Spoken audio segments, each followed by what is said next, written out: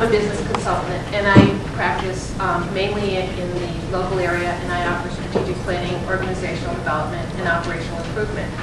And oftentimes, I get called in when business owners are trying to affect change and haven't been successful. So tonight, I thought I'd share with you what my observations are over the past 20 years that I've been doing this, of the top 4 reasons that change projects fail.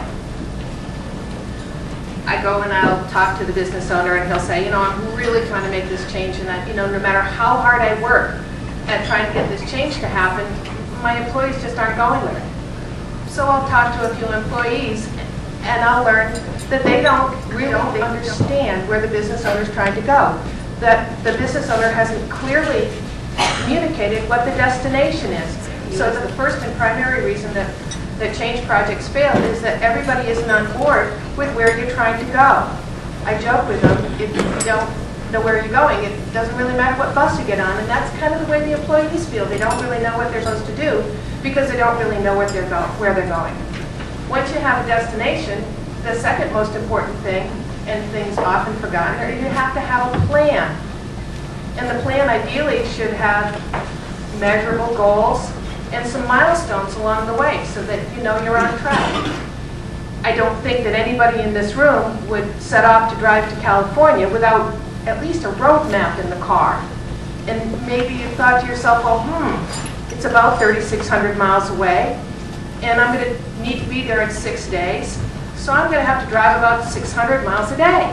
And if at the end of day 2, you're not 1,200 miles out, maybe you got to change your plan or your behavior. So it's very important to have a clear plan with measurable goals and milestones along the way to be able to be successful. The third most commonly made mistake I see is that business owners fail to engage their most critical and important resource, their employees.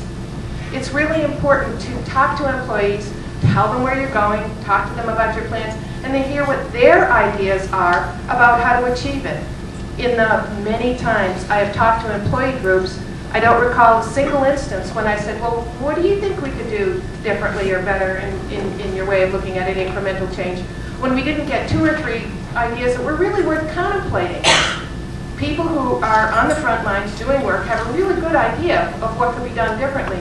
And when you talk to your employees, you get 2 benefits. One is you get their good ideas, and 2 is you reduce resistance. Because let's face it, if you've listened to them and you've attempted to implement the good ideas that they've given you, they're not going to resist you because people don't resist their own ideas. And the 4th thing that I see done incorrectly is a failure to communicate. Once again, I joke with them and I say, you know, nature abhors a vacuum.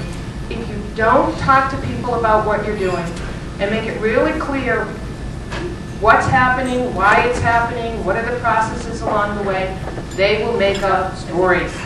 And it won't be a good story. It will be a bad story. In all the years I've been doing this, I've never seen an employee take too optimistic a view of change that they don't know about. Generally speaking, the change, they say, oh, this must mean I'm going to be fired. This must mean my hours are going to be cut. This must mean we're moving the business. I mean, you name it, I've heard it. And that wasn't even close to correct. It was, the failure was in failing to communicate to the employees what was going on. So my 4 points are, you got to tell them what the destination is, tell them the plan to get there, involve your employees in the process from the beginning and all the way through to the end, and communicate. You can't communicate too much. Thank you for being attentive, and I look forward to your questions.